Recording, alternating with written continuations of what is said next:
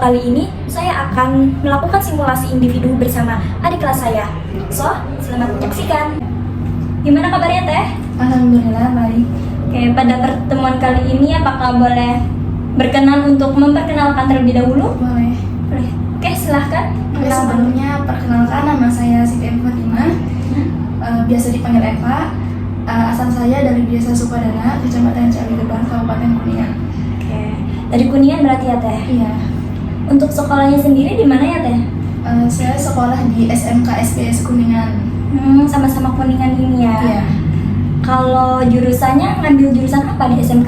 Di SMK itu kan ada 2 jurusan, bisnis dan pemasaran dan perbankan syariah. Kebetulan Eva ngambil perbankan syariah. Berarti ini mah calon-calon investor dong. Iya. Oke, untuk pertemuan kali ini kita akan melakukan sesi konseling individu yang dimana di BK sendiri mempunyai 2 asas. Yang pertama ada asas kerahasiaan, yang kedua ada asas keterbukaan. Asas kerahasiaan sendiri, itu ketika Teh Eva ini bercerita dengan saya, maka saya itu tidak boleh mensebarluaskan cerita ini karena sudah ada asas kerahasiaan. Yang kedua ada asas keterbukaan. Jadi ketika Teh Eva ini bercerita dengan saya, sebisa mungkin untuk terbuka karena agar mempermudah kita menemukan solusi untuk memecahkan masalah ini. Teh Eva, untuk sesi konseling pada kali ini kita membutuhkan waktu selama 7 menit. Mungkin dari sekarang dari Teh Eva sendiri bisa memaparkan keunekan atau keganjalan selama ini selama di sekolah. Enggak, Teh Eva? Iya, terima kasih. Untuk sekolah sendiri, kan SMK SBS Kuningan itu selain sekolah itu menyediakan pondok pesantren. Nah, kebetulan Eva juga selain sekolah sambil mondok di SMK SBS Kuningan. Nah, kegiatan di pondok itu mungkin sama kayak kegiatan pondok pada umumnya, mengaji, kitab kuning, menghafal. Berarti Eva setiap harinya itu apakah ada target untuk menghafal Al-Quran itu? Iya, pasti ada target. Tapi kalau untuk target itu nggak ditargetin dari pondoknya ya Teh ya. Itu mah tergantung kitanya sendiri. Nah, kalau untuk Eva sendiri itu paling minimal kalau misalnya menghafal itu seharinya ya bisa sampai 5 ayat atau 10 ayat Teh.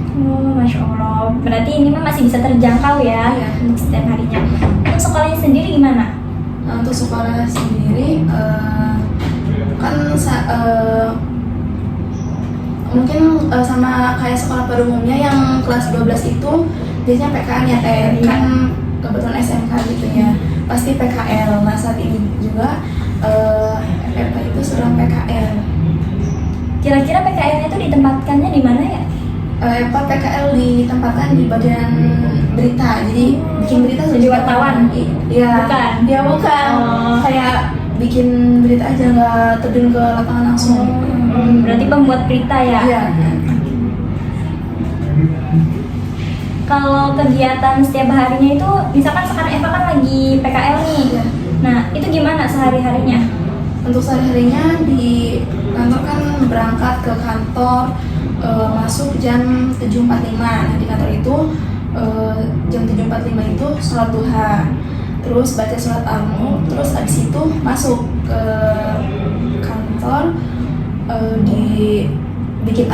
bikin berita.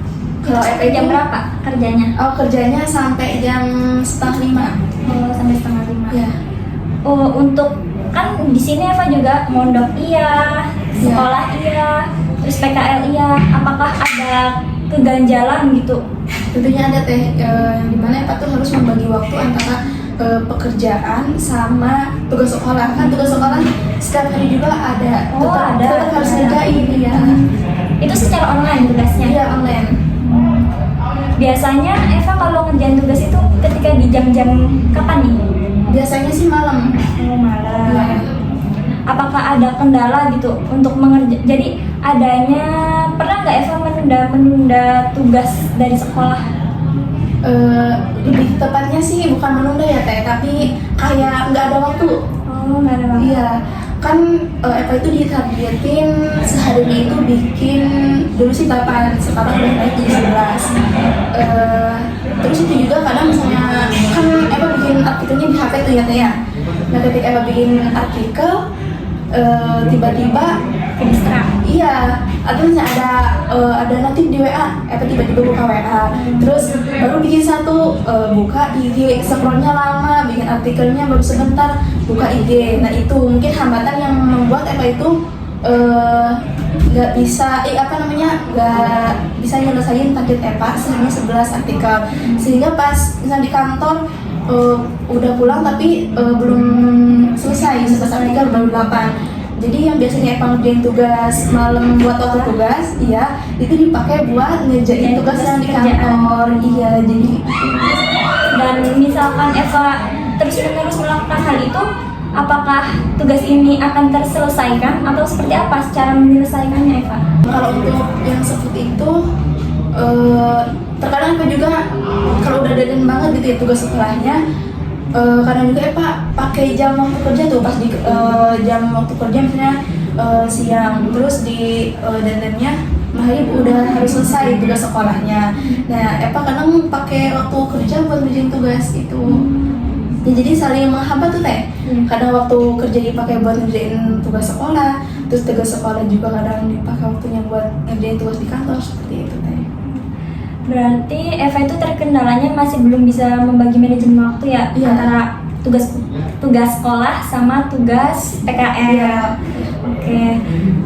Mungkin kalau boleh saran, ini mah sekedar saran ya, Iya. mau dilakuin sama Eva mangga, mau enggak juga nggak apa-apa. Mungkin dari tadi yang Eva ceritakan itu, kalau bisa kita itu harus bisa manajemen waktu. Jadi sebisa mungkin kita tuh biasakan untuk memaksa diri kita untuk kayak hilangin ego itulah gitu, untuk buka sosmed atau apa gitu. Jadi kita tuh bikin to-do list. Jadi setiap harinya tuh pokoknya kita harus komitmen untuk kerjain, misalkan dari pagi sampai sore ini aku mau ngerjain 11 artikel ini nih, sekiranya sore itu udah selesai gitu, mau gimana pun mood kita atau apa gitu, jadi kita harus selesai gitu. Misalkan ketika kita mau berangkat PKL ya, misalkan kita dibuat moodnya itu tiba-tiba mood swing gak jelas gitu kan.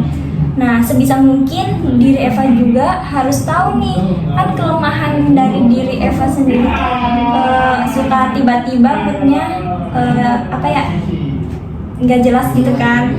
Nah Eva juga harus bisa, biar nggak mood itu tuh, biar nggak keterusan sampai sore itu seperti apa. Misalkan Eva memberi reward kepada diri sendiri, misalkan Eva suka coklat, kita belilah coklat gitu, biar menumbuhkan mood kita kembali gitu, sehingga to-do list yang setiap harinya kita jalani itu berjalan dengan lancar gitu. Nah selanjutnya itu kan sore kan pulang. Nah ketika pulang itu udah kita istirahat sejenak gitu. Kita nggak usah ngelakuin hal apapun kecuali scrolling lah mungkin. Nah di situ kita mungkin bisa lebih istirahat lah istilahnya. Nah misalkan ketika jam malam, ketika habis maghrib, di to-do list Eva itu misalkan untuk mengerjakan tugas sekolah. Nah sebisa mungkin sebelum tidur itu tugas sekolah harus selesai gitu. Jadi kita itu harus membiasakan kebiasaan itu dengan secara terpaksa dulu, biar kegiatan ini tuh akan selanjutnya itu ketika dijalani sama Eva tuh kayak enjoy aja gitu, enjoy, karena kita udah awalnya kayak udah menekankan diri kita harus nih dikerjakan sesuai waktu gitu ya. Walaupun ada kalanya kita juga suka ngobrol-ngobrol sama teman gitu kan, jadi habislah waktunya dengan mengobrol sama teman. Nah di situ juga Eva harus bisa membentengi diri sendiri gitu. Eva harus mempunyai waktu di mana Eva harus mengerjakan sesuatu, di mana Eva harus bersama teman-teman gitu.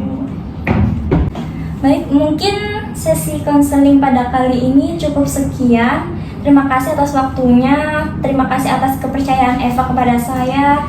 Semoga semoga kedepannya apabila Eva masih ada keganjalan-keganjalan di sekolah maupun di rumah atau gimana bisa untuk kayak kita sharing lagi lah. Iya. Terima kasih ya Eva. Ya, sama-sama.